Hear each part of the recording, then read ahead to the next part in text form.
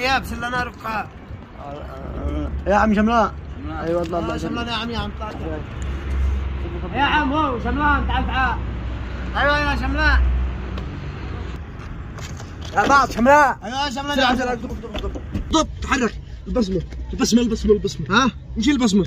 حاضر يا عم. الان يا عم 1 2 عين اخته صيحه يا اخي مالي واحد اثنين يكتب البصمه.